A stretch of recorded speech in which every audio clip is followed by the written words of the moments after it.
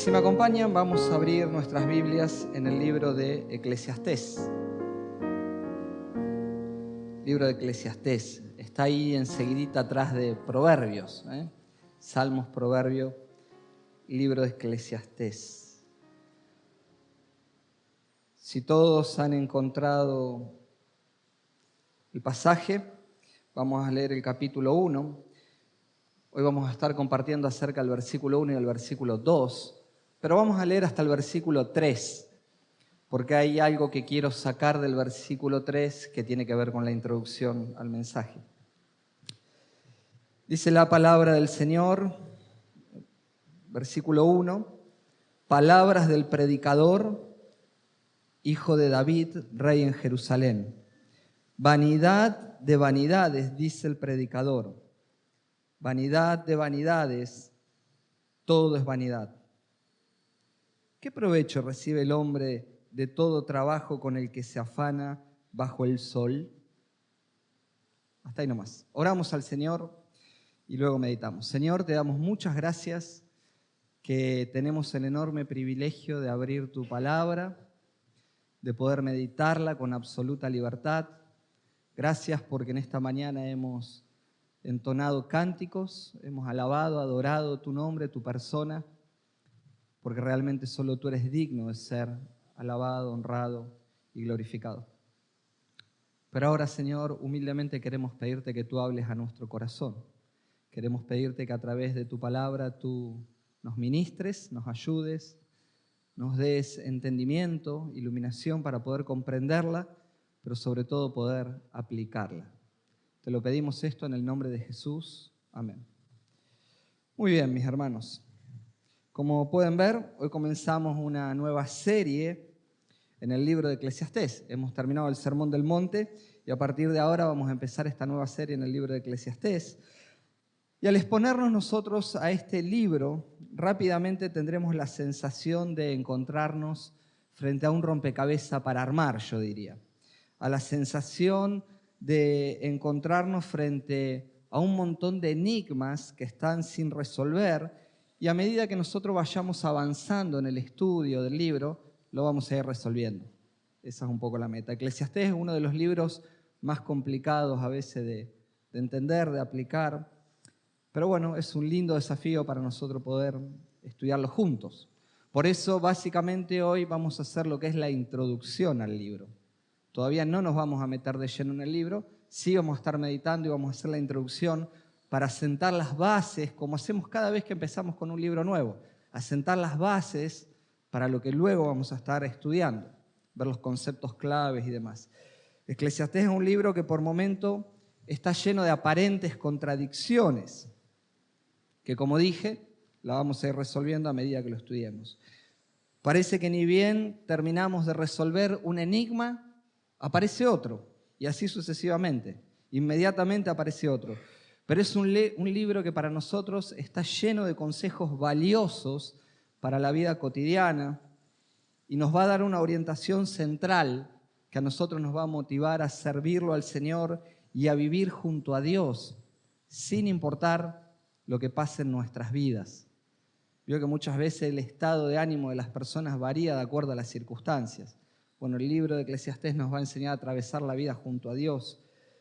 Eclesiastés es un libro considerado dentro de lo que podemos llamar nosotros la literatura sapiencial. Es decir, es uno de los libros que está dentro de los libros llamados libros de sabiduría. Dentro de esta categoría, al dividir la Biblia, nosotros nos encontramos con los libros de sabiduría que son Proverbios, Job, algunos salmos, hay unos 9 o 10 salmos que son de sabiduría, y Eclesiastés. Estos son los libros considerados de sabiduría. En estos libros nosotros encontramos toda la sabiduría necesaria, ciertas pautas para que al creyente le vaya bien en la vida. Para eso son los libros de sabiduría. Son pautas que nos enseñan cómo caminar la vida para que nos vaya bien, para gozar de la prosperidad que viene de Dios.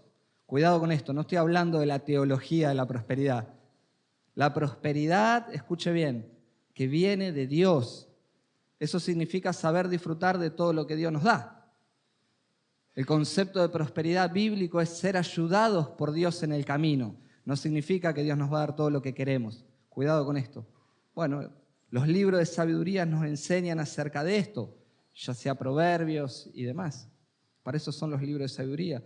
Los libros de sabiduría nos enseñan cómo debemos nosotros cuidar la salud para que nos vaya bien, para que por ahí vivamos largos años, para tener un nombre que realmente sea respetado, para vivir con felicidad en esta vida.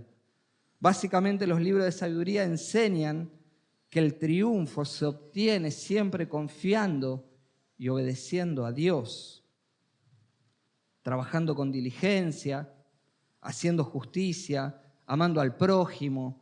Los libros de sabiduría nos enseñan todas estas cosas. Ahora, escúcheme bien. Es muy importante cuando usted lee libros de sabidurías, como por ejemplo Proverbios mismo, recuerde que lo que la Escritura dice en cuanto a la sabiduría no son promesas. No se equivoque, porque nosotros muchos consejos de la sabiduría los tomamos como promesa. No son promesas, son principios que Dios nos enseña que si nosotros lo practicamos de alguna manera, en un gran porcentaje nos da seguridad de que nos va a ir bien. Pero ojo, porque no son promesas. Por ejemplo, usted va a leer Proverbios capítulo 10, versículo 4, que dice: la mano del negligente empobrece, mas la mano de los diligentes enriquece. Y no siempre es así. No siempre es así. Hay gente muy diligente, muy trabajadora, y Dios en su soberanía le place darle hasta ahí, no garantiza que se va a enriquecer. No significa eso. Ni tampoco siempre, dice, la mano del negligente empobrece. Hay personas que no son negligentes y sin embargo tienen que estar luchando ahí con la economía. Bueno, porque Dios le dio hasta ahí. Entonces son consejos. Nosotros leemos en Proverbio: instruye al niño en su camino. Y aún de viejito, ¿qué pasa? Dice: no se apartará de él. Y mucha gente hace una promesa de eso.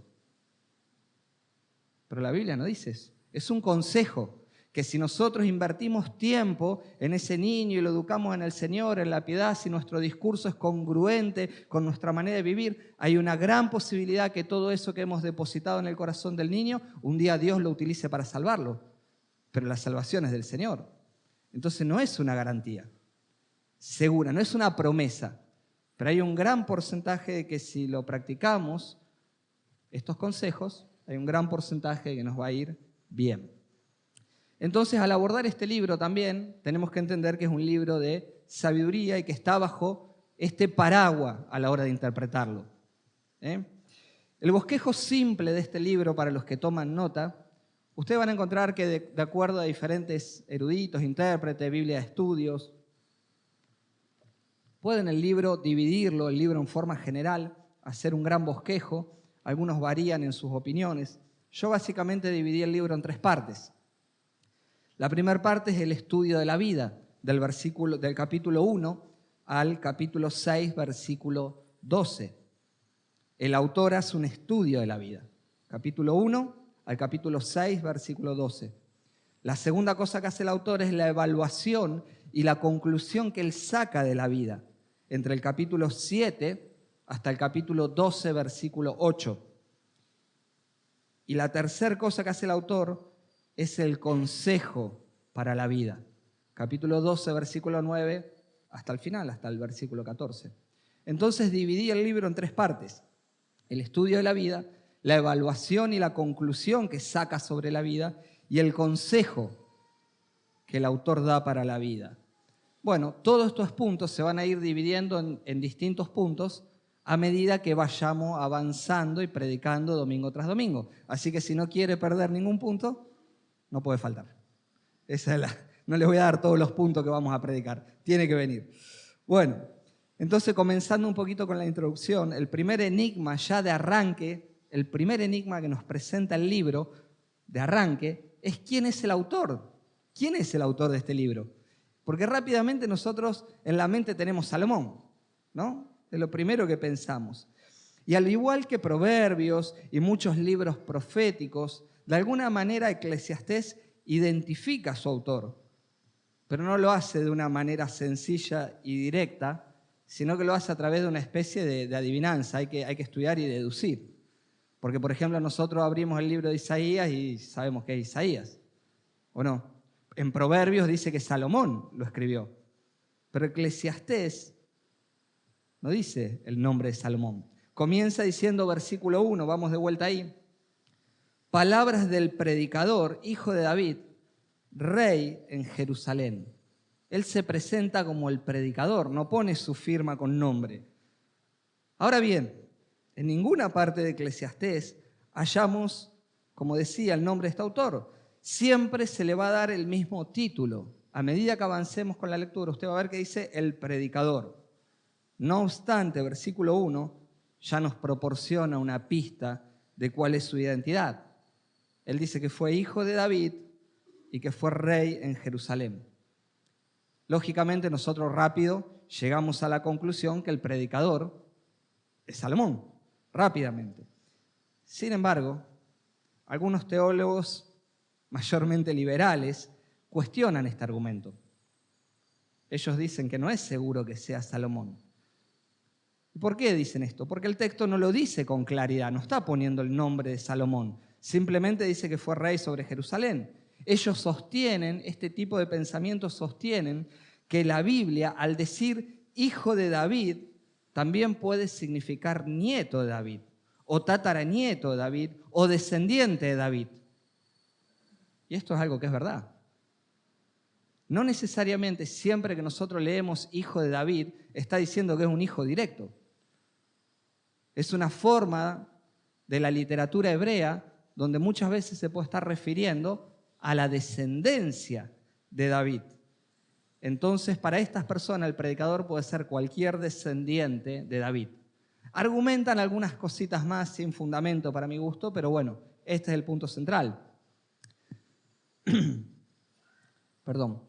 Pero para quienes son conservadores como nosotros, que creemos en el principio de la sola escritura, y quienes creemos en el principio de la sola escritura, entendemos que la escritura interpreta a la misma escritura. Este es el pensamiento básico de una hermenéutica sana. Y el versículo 12, el predicador mismo aclara que él fue rey en Jerusalén y agrega que reinó sobre Israel. Miren su Biblia el versículo 12. Yo, el predicador, he sido rey sobre Israel en Jerusalén. Bueno, eso para nosotros despeja toda duda, porque solamente Salomón es el único que cumple este requisito. Salomón es el único que cumple este requisito. Después de su muerte, el reino se dividió en dos partes y ningún otro descendiente de David logró reinar sobre Israel, sino que reinaron todos sobre Judá. Entonces esto es muy clarificador para nosotros. Esto hace que nosotros lleguemos a la conclusión con toda convicción que el predicador que está escribiendo es Salomón. La Biblia explica a la Biblia. La palabra hebrea que se utiliza para predicador es la palabra kohelet. Kohelet. Esa es la palabra que se traduce por predicador. Kohelet significa el que convoca una asamblea, el predicador. Eso significa. Y la palabra que después la Septuaginta tradujo al griego es justamente de esa palabra kohelet, predicador, viene la palabra eclesiastés y de ahí el nombre del libro. Entonces, ¿qué significa el libro? El que convoca a la asamblea, el predicador. Eso significa el libro. Eso es la palabra eclesiastés. De hecho, después, esa palabra griega va a tomar mayor dimensión, mayor connotación, porque esa es la palabra de la cual después deriva eclesia, iglesia, una asamblea. ¿Va entendiendo? Entonces, resuelto este enigma, como siempre cuando estamos por empezar a estudiar un nuevo libro, la primera pregunta que nosotros debemos hacernos aquí y en su casa cuando usted va a abrir la Biblia y va a empezar a estudiar un libro nuevo, ¿cuál es el gran tema del libro? Esto es lo primero que nosotros tenemos que descubrir cuando vamos a estudiar algo. ¿Cuál es el gran tema del libro? Y para encontrar el gran tema del libro, nosotros tenemos que leer el libro, obviamente, y empezar a buscar la línea melódica del libro. Debemos siempre comenzar buscando esa línea melódica a través de las palabras que son claves, de las ideas clave. Empezar a través de la repetición. Cuando nosotros vemos palabras claves, estamos viendo palabras que se repiten muchas veces. Y al mirar el libro de Eclesiastés, si hicieron las tareas cuando anunciamos la semana pasada que empiece a leer el libro, hay una palabra o dos o tres ideas claves en el libro. ¿Ha descubierto? ¿Cuál es esa palabra? Vanidad. Vanidad, esa es la palabra clave. Vanidad. Todo es vanidad. También es muy fuerte el concepto debajo del sol. Ese es un concepto también muy fuerte. Entonces, al leer el libro nosotros de corrido, ya podemos darnos cuenta el bosquejo que tiene el mismo autor sobre el sermón. El tema medular de Eclesiastés es este: todo es vanidad. Todo lo que está debajo del sol para Salomón es vanidad. El predicador va a repetir esta palabra hasta el hartazgo. Note, mi hermano, solamente el versículo 2. En el versículo 2, 5 veces repite la palabra vanidad. Vanidad de vanidades, todo es vanidad. 5 veces en el versículo 2, en un solo versículo, 5 veces repite la palabra vanidad. Miremos algunos otros ejemplos dentro del mismo libro. Observe estos conceptos de vanidad. Capítulo 1, versículo 14, he visto todas las obras que se han hecho debajo del sol y he observado que todo es vanidad.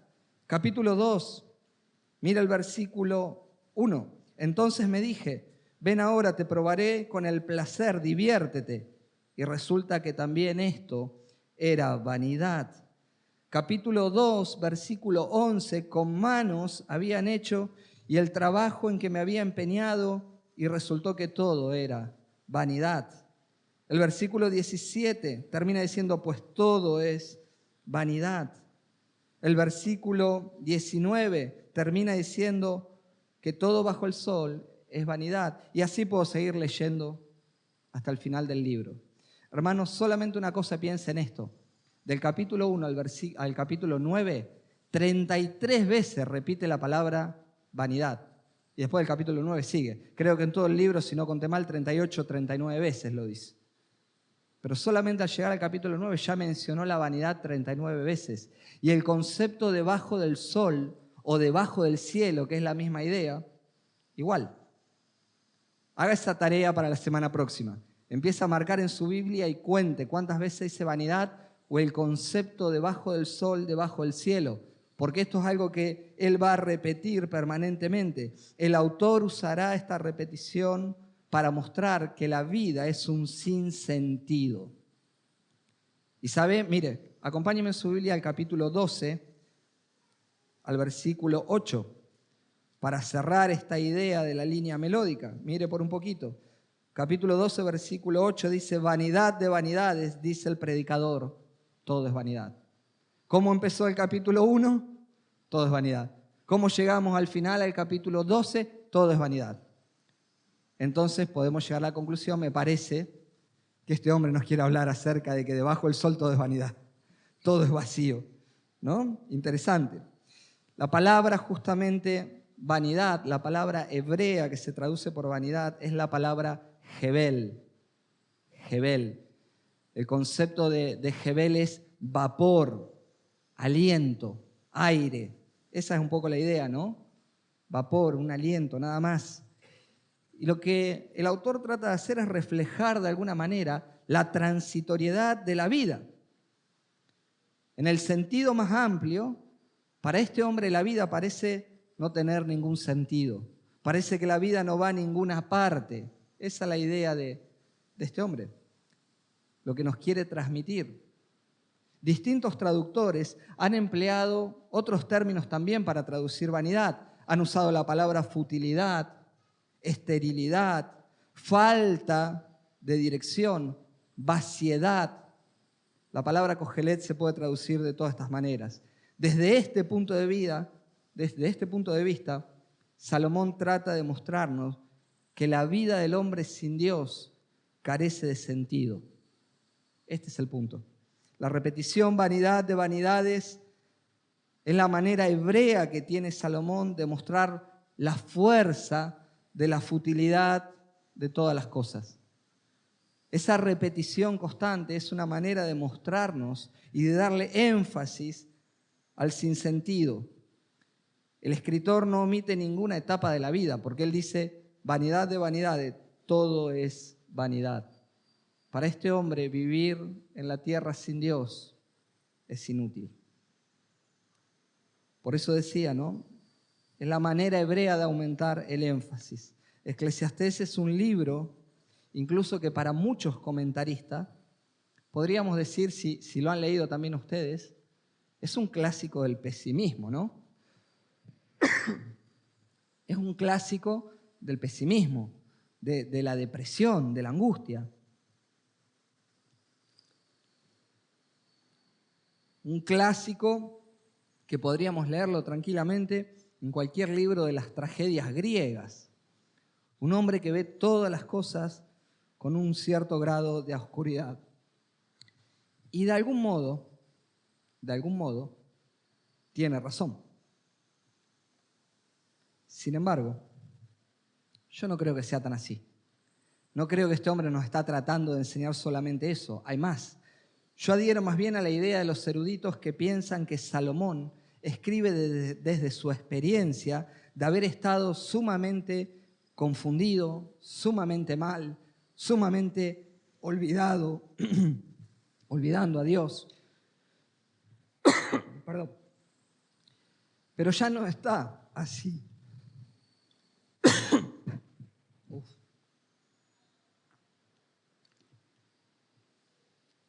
La alergia está tremenda hoy. ¿Alguno de ustedes tiene un caramelo, por favor? Gracias. Acá hay otro más cerca. Gracias, ¿no? Bueno, siempre luchando con la alergia, sepa disculpar. Entonces, como le decía, si bien muchos lo ven a esto como una historia del pesimismo, yo creo que este hombre cuando escribe ya no está en la misma condición. Estuvo mal, estuvo sumamente confundido, pero ahora estando bien, empieza a escribir habiendo reflexionado en Dios. Porque este hombre ahora se da cuenta que todo lo que el hombre necesita está en Dios. Y que todo el resto de las cosas son transitorias. Y él quiere transmitirnos justamente esto. Alguien que vivió dándole la espalda a Dios y que vivió muy mal, ahora se da cuenta lo importante de vivir junto a Dios. Eclesiastés nos puede enseñar que la vida en la tierra puede disfrutarse a pleno cuando nosotros vivimos junto a Dios, cuando el hombre le teme y le obedece a Dios. Se puede vivir bien. Y eso es lo que este hombre trata de transmitirnos. Mientras Salomón escribe este libro con colores de gran pesimismo, de tanto en tanto, nosotros vamos a notar que él nos va a dar una pincelada de esperanza, una pincelada de gozo, porque él viene hablando todo negativo, él dice, busqué el placer en el trabajo y no estaba, busqué en los placeres y no estaba, busqué en las riquezas y no estaba, busqué acá, pero después me acordé, teme a Dios, teme a Dios. Y varias veces el libro, en medio de todo el pesimismo, usted va a ver que aparece esto de teme a Dios. Y va a llegar a la conclusión final del libro diciendo, acá está la clave, teme a Dios. Entonces, más allá de todo el pesimismo que vamos a ver, el punto no es que este hombre nos quiera deprimir, nos quiere enseñar que la vida se vive bien cuando la vivimos junto a Dios. El propósito del autor, de alguna manera, es demostrar que debajo del sol, aparte de Dios, nada puede darle sentido a la vida. Nada. Esta es la clave. Por eso el versículo 3 yo se lo leí, aunque hoy no lo vamos a predicar, y no voy a desentramar algunas cuestiones que ya hay enigmas acá, pero note que el versículo 3 dice, ¿qué provecho recibe el hombre de todo el trabajo con que se afana bajo el sol? Parece que Salomón dijera, no hay que trabajar, Bueno, no está diciendo eso. Ya se lo voy advirtiendo para que no se tome una semana sin trabajar. No está diciendo eso. No se vaya de acá confundido. Esto lo va a predicar el pastor Ricardo seguramente la semana que viene. No está diciendo eso. Solamente se lo leo porque quiero que vea el concepto bajo el sol. Bajo el sol. Algo que también lo repite permanentemente, ¿no? Haga la tarea después. Busque bajo el sol o bajo el cielo. Salomón, mi hermano, es el prototipo del hombre, diríamos, aparentemente perfecto. Repito, aparentemente perfecto. El hombre que creo que todo mortal le gustaría ser, creyendo que ahí está la felicidad. Miramos la vida de Salomón y todo lo que tuvo, lo que hizo, sus logros, pero que en realidad no tiene nada si está distanciado de Dios. El hombre que tuvo todo, pero sintió el desapego a Dios porque él mismo le dio la espalda y empieza a sufrir. Salomón se dio cuenta que su gran legado no fue la sabiduría que obtuvo, los bienes, la fama, los placeres, las riquezas, ni siquiera el templo que construyó para Dios, que fue un templo fastuoso, ni siquiera eso. Su gran legado fue más bien haberse dado cuenta de la frustración que experimentó cuando le dio la espalda a Dios. Y esto es lo más importante que nos quiere transmitir, no todo lo que hizo. Cualquier mortal mira la vida de Salomón y dice, wow, esta es la vida que yo quisiera vivir. Y hermanos, si quieres saber cómo vivió Salomón, lea el libro de Primera de Reyes. Ya de arranque, para que usted tenga idea y esté en perspectiva, dice la Escritura que no hubo otro hombre sobre la tierra tan sabio como él, ni lo habrá. Ni lo hubo, ni lo habrá. Solo el Señor. Así se lo describe a Salomón. Él buscó de corazón a Dios y le pidió sabiduría a Dios, y Dios le dio sabiduría y mucho más. Y después le dio todo lo que usted se puede imaginar. Riquezas, bienes, paz, conquistas, oro, telas que venían de todos lados. Todo el mundo venía a escucharlo disertar, fama, placeres, probó de todo. No le faltó nada a este hombre. Sin embargo, este hombre se dio cuenta que la vida sin Dios no tenía sentido. Y esto es lo que Eclesiastés nos quiere mostrar. Y esta es la gran pregunta, hermano, de los filósofos existencialistas del siglo XX. Salomón se dio cuenta que sin Dios la vida no tenía sentido. A nada le encontraba sentido. Y los filósofos del siglo XX, esta fue su gran pregunta. ¿Cuál es el sentido de la vida? ¿Qué sentido tiene la vida? ¿Vale la pena verdaderamente vivir la vida? Una mirada muy deprimente, la de los filósofos del siglo XX. Pero hermano, déjeme decirle una cosa. Hoy en el siglo XXI la historia es la misma, o peor, porque el hombre está empeñado en su corazón, hermano, en rebelarse contra Dios, en vivir sin Dios. Entonces, la moral cada vez está más devaluada. La ley de Dios está cada vez menos en cuenta en el corazón de las personas. Y el hombre sin Dios siempre va a estar con su corazón insatisfecho. Cuando los profetas hablaban de parte de Dios. Cuando los profetas escribían con una perspectiva del cielo bajando a la tierra. Es decir, lo que Dios le estaba hablando a ellos desde el cielo, lo bajaban a la tierra. Y hablaban la palabra de Dios. Pero la perspectiva acá cuando escribe Salomón es a la inversa. Aunque Salomón, inspirado por el Espíritu Santo, está escribiendo, no escribe con una mirada del cielo hacia la tierra, sino que escribe de una mirada desde la tierra que no tiene en cuenta el cielo. Por eso esta expresión, debajo del sol, la expresión esta, grábela en su corazón, la expresión debajo del sol es la idea de que el hombre vive la vida sin Dios, sin tener en cuenta a Dios. Parecería que al decir debajo del sol, al decir debajo del cielo, Salomón está trazando o está poniendo un punto fronterizo entre la tierra y el cielo. Si usted ha salido alguna vez de la Argentina, sabe que cuando llega al límite, a cualquiera sea el país que usted tiene que cruzar, cruza la frontera y hay un puesto ahí donde se le hace un control, donde se le pide el pasaporte, los documentos, porque está entrando a otro territorio. Salomón está haciendo esto. Habla debajo del sol como si fuera un puesto fronterizo. Debajo del sol, el hombre lo único que mira, las cosas que están en la tierra, y vive en este mundo que es de Dios, pero paradójicamente vive sin tener en cuenta a Dios, creyendo que todo lo que él hace, lo hace por virtud propia, por sus capacidades, sin valorarlo a Dios. Entonces esto es lo que trata de mostrar. La expresión esa debajo del sol, debajo del cielo, es el hombre que está viviendo aquí en la tierra sin pensar en Dios. Esto es terrible. Y esto es una gran necedad de parte del hombre. Vivir en el mundo de Dios sin tener en cuenta a Dios es una gran necedad del corazón del hombre. Y algo que se ve claramente reflejado en el estado de ánimo de las personas, en sus reacciones emocionales, en las distintas etapas de su vida. Conforme a la cercanía que tenemos con Dios, es como vamos viviendo en esta vida. Las cosas que vienen a nuestra vida las afrontamos conforme a cómo está nuestra relación con Dios.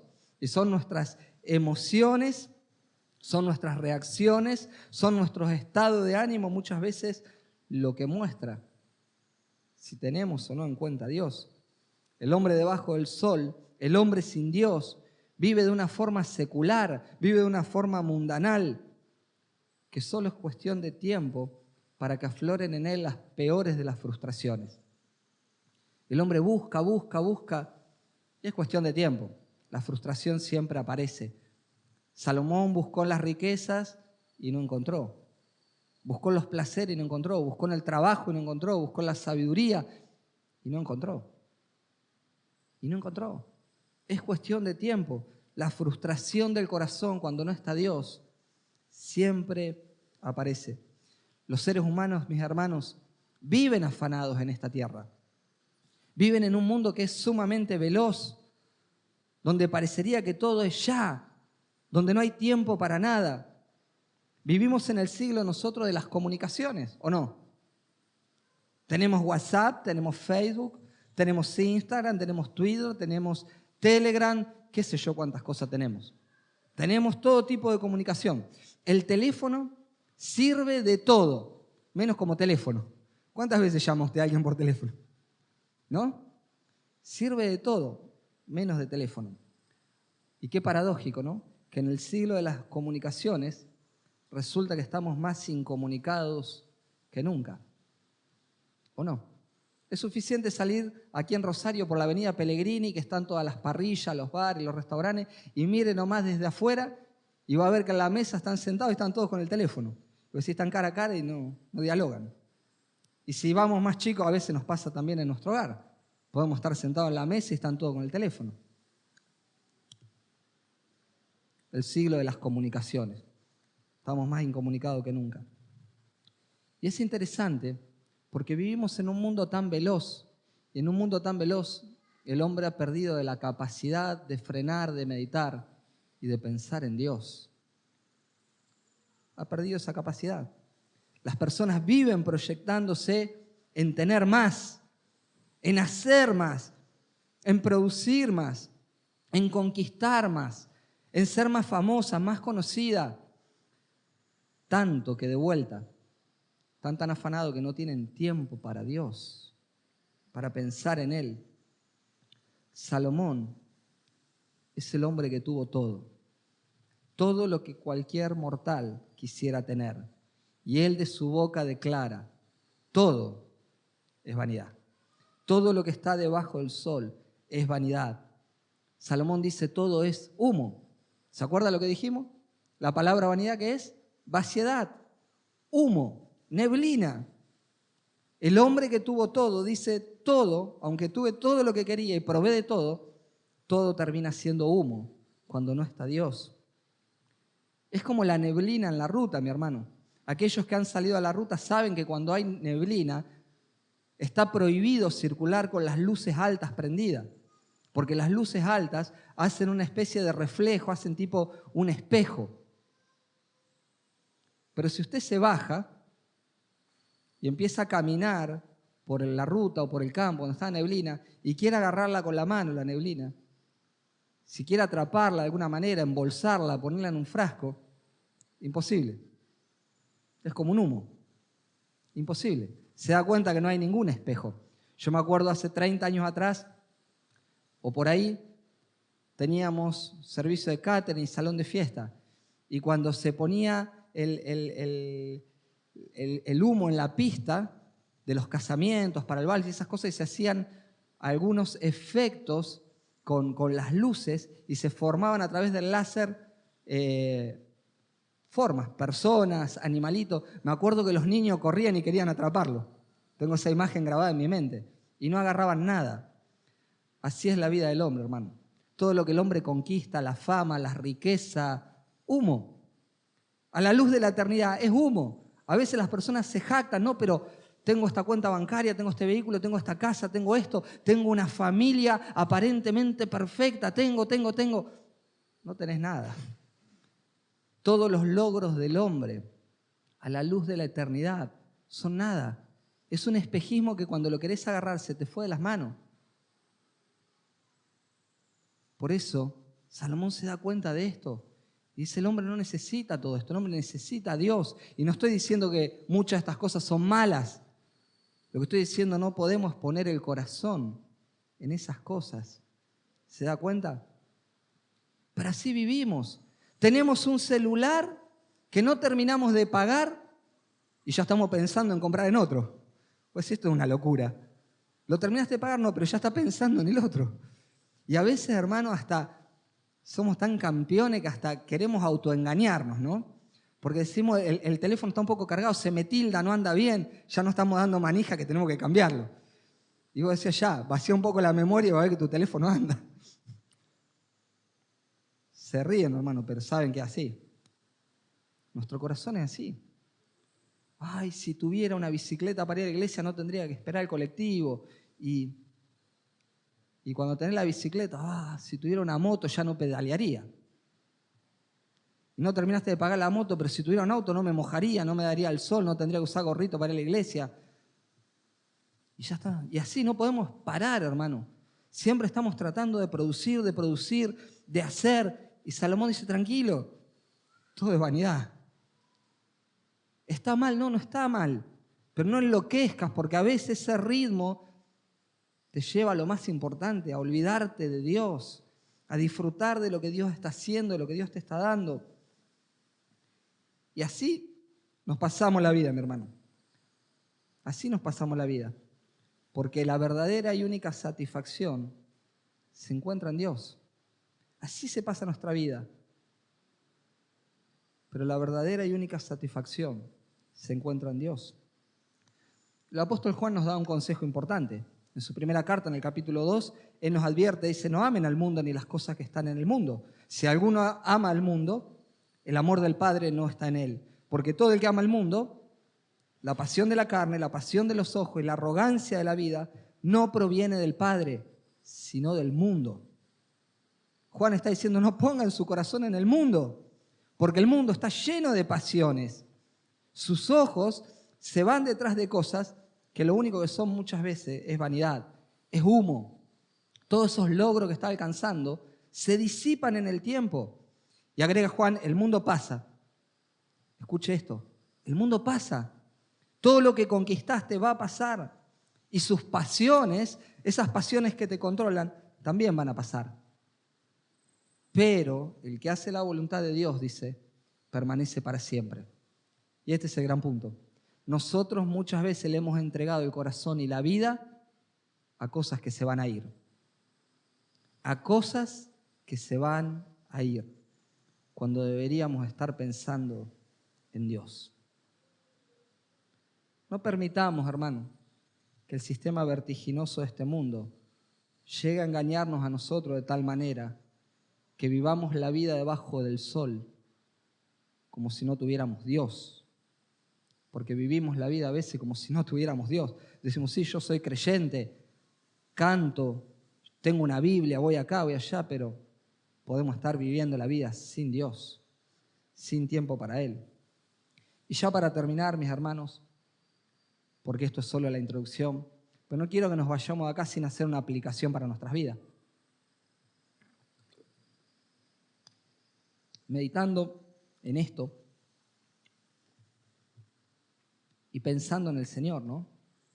Pensando la conexión con Cristo, venía a mi mente una historia que está en Lucas 12, una corrección que le hace el Señor a una persona.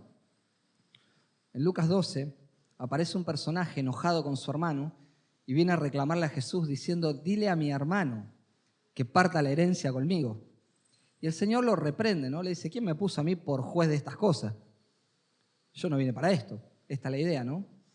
Y después que lo reprende, Jesús habla con sus discípulos y le dice a sus discípulos: estén atentos y cuídense de toda forma de avaricia, porque aun cuando alguien tenga abundancia, su vida no consiste en los bienes que tiene.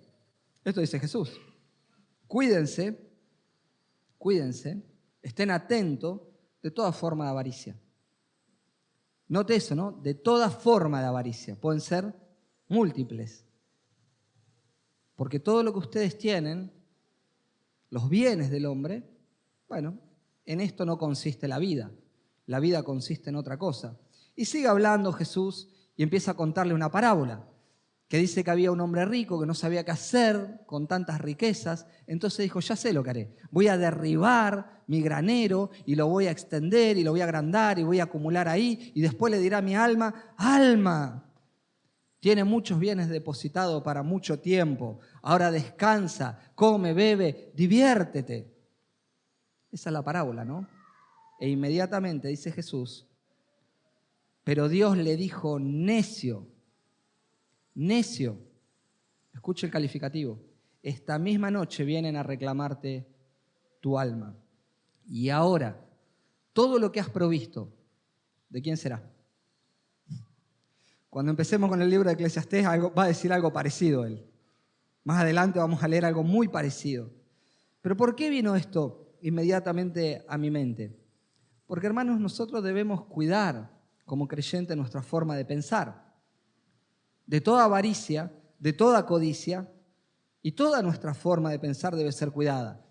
Porque todos los logros que el hombre pueda alcanzar en esta tierra no son otra cosa que vanidad. Llámele dinero, bienes, placeres, tu profesión, un buen nombre, una familia aparentemente perfecta, lo que fuera. Todo, a la luz de la eternidad, es pasajero, es vanidad. Entonces la pregunta de reflexión, pensando en esto que dice Jesús, la gran pregunta de reflexión es: ¿vivir de esta forma es el propósito que Dios tiene para nosotros en la tierra? ¿Vivir afanados así por cosas que van acá en la tierra, ese es el propósito de Dios para nosotros? Piense por un minuto. Piense en el nacimiento de un bebé. Aquí hay bebé dando vueltas, está ya Facundito en los brazos de su mamá. Piense de lo que fue una relación entre un papá y una mamá. Se gesta un embrión que de manera maravillosa, sobrenatural, se desarrolla en el vientre de su mamá, crece, viene a este mundo, se da luz, viene a este mundo. Ese niño empieza a crecer, a cortar diente, aprende las primeras palabras, aprende a caminar, a andar, aprende a hablar, va al colegio, empieza el jardincito, preescolar, primaria, secundaria, lee, escribe, aprende idiomas, conoce una novia, se casa, reproduce, llega a la ancianidad, tiene logros, trabaja, hace de todo, llega a la ancianidad para morir y ya. Ahí termina todo. ¿Esa es la reducción de la vida de un ser humano? ¿Todo se reduce a eso? Algo tan maravilloso, tan inexplicable aún para la ciencia, en muchas cosas. ¿Todo se reduce a esto? ¿A morir y nada más? ¿Este es el propósito de la vida? A la luz de lo que Jesús acababa de decir, Jesús califica a las personas que solo piensan en los deleites, como este hombre, que decía, come, bebe. Eso le diré a mi alma, disfruta. A la luz de lo que Jesús acaba de decir, Él califica a estas personas, a los que viven en el nada más que para el deleite, del aquí y el ahora, las califica de necias. Necias. Porque todo en esta vida es vanidad. Porque todo lo que el hombre hace en la tierra para su exaltación, sin tenerlo en cuenta a Dios, quedará en la tierra. Y la gran pregunta que se desprende de la anterior, de vuelta, ¿qué pasa después de la muerte? Todo se reduce a una sepultura y ya está. La gran pregunta es, ¿qué pasa después de la muerte? Yo sé que las personas muchas veces evitan pensar en esto. Las personas no quieren ni escuchar hablar de la muerte. Pero si hay algo, mi hermano, que es seguro, que el Creador un día vendrá a pedirnos nuestras almas si Cristo no viene antes. Y Jesús se lo está diciendo en parábola a este hombre. Necio, ¿no sabes que esta noche vienen a pedirte tu alma? Si hay algo que es seguro, que nuestra alma va a tener que volver al Creador. Entonces lo primero que el hombre necesita es a Cristo. No es todas las cosas de este mundo. Lo primero que todo hombre necesita es responder con fe al mensaje del Evangelio. El hombre, para aprender a vivir bien en la tierra, lo primero que necesita es reconciliarse con Dios, porque si no su destino eterno es de perdición. El hombre necesita entender cuál es su condición de pecador, de perdido, de que si muere sin Cristo en esta tierra, le espera una eternidad, pero en condenación. El hombre necesita entender que Cristo es Dios hecho hombre y que vino para reconciliarlo con Dios el Padre, que murió en su lugar, que resucitó, que está sentado a la diestra de Dios, para ahora por medio de la fe salvar a pecadores como nosotros. Necesita reconocerlo, necesita aceptarlo como su Salvador y su Señor, venir y humillarse delante de Cristo y reconocerlo como el único y suficiente Salvador. Entonces, esto es lo primero que el hombre necesita para saber cómo después vivir en esta tierra. Ahora, para todos los que estamos aquí, que ya conocemos el Evangelio, entonces nosotros ahora debemos vivir de una forma práctica el Evangelio. Si nosotros de verdad somos creyentes y hemos tenido un encuentro personal con el Señor Jesucristo, el Evangelio es el inicio, pero es el final de todas las cosas. El Evangelio tiene que ser vivido día tras día, porque Dios no nos creó a nosotros para que nosotros vivamos separados de Él. Y esto es lo que le pasó a Salomón. Yo no dudo de la salvación de Salomón, pero gran parte de su vida Salomón la vivió de una manera miserable, porque gran parte de su vida le dio la espalda a Dios, hasta que en un momento reaccionó. Dijo, no, acá el punto de la satisfacción del corazón del hombre es temer a Dios, obedecerle a Dios, volverme de todo corazón a Dios. De esto se trata, hermano. Dios no nos creó en este mundo para que vivamos igual que el mundo, detrás de los placeres y de las vanidades del mundo. Hermano, Dios puede proveernos en su gracia común de todas las cosas para que las disfrutemos, pero no para que nuestro corazón vaya detrás de ella. Quiero terminar con esto. El Catecismo Mayor de Westminster, en su primera pregunta dice, escuche bien, ¿cuál es el fin principal y más alto de la existencia del hombre? Repito la pregunta, ¿cuál es el fin principal y más alto de la existencia del hombre? El Catecismo mismo responde, el fin principal y más alto propósito de la existencia del hombre es glorificar a Dios y escuche, y gozar plenamente de Él para siempre. Glorificar a Dios y gozar de Dios plenamente, no en porciones, plenamente y para siempre. De esto se trata la vida. El hombre, cuando solo tiene una mirada debajo del sol, cuando su vida está dándole la espalda a Dios, lo único que le espera es dolor, sufrimiento, quebranto, frustración, depresión, pesimismo, ansiedad, y podría seguir nombrando un montón de cosas. Un sinsentido de la vida para ese hombre. Pero cuando nosotros hemos respondido al llamado amoroso del Señor Jesucristo, cuando nosotros podemos reconocer la dimensión extraordinaria y amorosa de la obra de la cruz a favor nuestro, cuando podemos reconocer la dimensión amorosa de la persona de Jesús, toda perspectiva bajo el sol cambia. Ahí nosotros descubrimos que junto a Dios el hombre puede disfrutar de la vida. El hombre empieza a disfrutar de toda la prosperidad de Dios. Y de vuelta, no estoy hablando de teología de la prosperidad, me asusta esa palabra, pero es una buena palabra en Dios. La prosperidad de Dios, de ser ayudado en este camino dificultoso de esta tierra, la prosperidad de ser ayudado por Dios en un mundo tan hostil al cristianismo. Y en un mundo tan hostil empezamos a disfrutar de la bendición de Dios, de todo el bien que hay en Dios. Pero sobre todo, mi hermano, y termino con esto, por sobre todo bien, tenemos el gozo de la certeza de que un día todos los afanes de la tierra, las tristezas de este mundo, se terminarán. Y para quienes estamos en el Señor, el mismo Señor enjugará toda lágrima, acallará todo sufrimiento, y nosotros viviremos por la eternidad junto a Él, porque fuimos redimidos por Jesús. Hermano, no sabes cuánto tiempo te queda aquí en la tierra. Y no importa cómo lo viviste anteriormente, pero no malgastes tu vida como lo hizo Salomón. El tiempo que Dios te dio en la tierra, vivilo bien. Pensá en Dios. Y si hoy vos estás acá por primera vez, o estás acá y no tuviste un encuentro con el Señor Jesucristo, hoy es tu día. No lo dejes para más adelante. Hoy podés venir a salvación y vida eterna, que es lo más importante que todo ser humano puede tener. Y hoy de acá en adelante podés empezar a vivir una vida para la gloria de Dios y disfrutar de tener el gozo de Dios para siempre. De esto vamos a hablar en todo lo que viene, ¿no? De aquí en adelante. Vivir junto a Dios.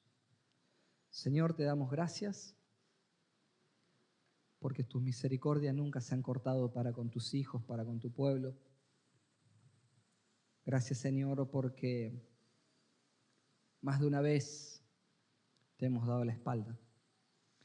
Así como el hombre más sabio de la tierra lo hizo, Señor, también lo hemos hecho nosotros muchas veces. Y te pedimos, Señor, que nos ayudes a poner la prioridad en orden, porque ponemos muchas veces cosas como prioridades cuando no las son. Enséñanos, Señor, en todo este tiempo que vamos a predicar este libro, a poder reflexionar, a poder mirar, a poder buscar lo eterno, a poder pensar en vos. Ayúdanos, Señor, a poder verdaderamente reconocer lo importante, lo fundamental, lo esencial de la vida, que no está en ninguna cosa de la tierra, que no está en nada debajo del sol, que no podemos vivir en esta tierra como nos parece, Señor, que estamos en tu mundo y tú pones las leyes de tu mundo, Señor, y enséñanos a vivir conformes a ella, a vivir de esa manera, Señor, llevándote gloria y honra a ti. Señor, perdona nuestros pecados, porque con mucha facilidad este mundo veloz, perverso, inmoral, cuando nos descuidamos, nos arrastra, Señor. Pero ayúdanos a hacernos tiempo para estar junto a vos, para meditar tu palabra, para tener comunión en la oración. Y para que de esa manera, Señor, vivamos en este mundo que es un mundo vano, nosotros podamos vivir con propósito para llevarte a ti la gloria y la honra. Todo esto, Señor, te lo pedimos en el nombre de tu amado Hijo Jesús. Amén.